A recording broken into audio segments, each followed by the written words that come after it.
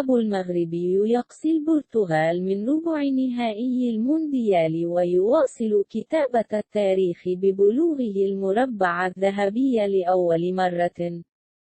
حسم المنتخب المغربي تأهله إلى نصف نهائي كأس العالم قطر 2022 عقب تغلبه على البرتغال بهدف دون مقابل في المباراة التي جمعت الطرفين لحساب ربع نهائي كأس العالم قطر 2022.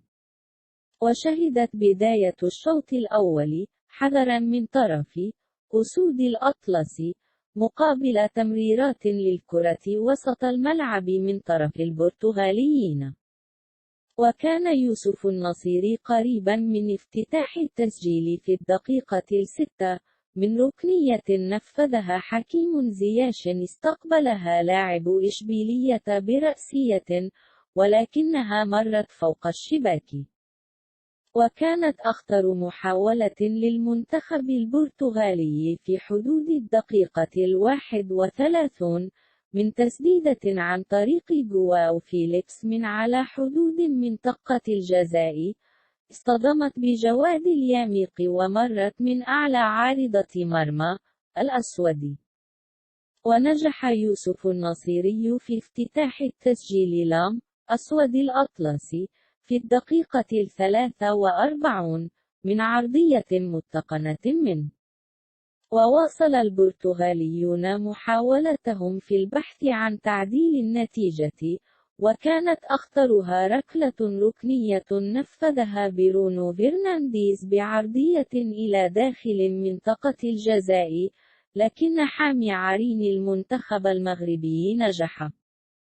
وعاد الركراكي لإجراء بعض التغييرات على النخبة الوطنية باستبدال زياش بلاعب تولوز زكريا أبو خلال وبوفال بيحيى جبران في الدقيقة 82 في إبعادها مرة أخرى.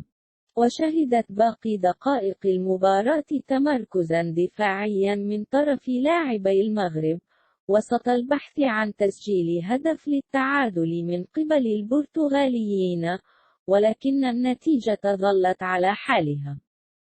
ويواجه المنتخب المغربي في نصف نهائي المونديال الفائز من مباراة ربع النهائي التي ستجمع مساء اليوم بين فرنسا وإنجلترا. أعتذر بسبب قطع فيديو وأمر راجع إلى حقوق طبع ومشاركة في قناة وفعل جرس ودعما للايك ليكن لقناة ألوي أو حق في بث مباريات وملخصات. وشكرا.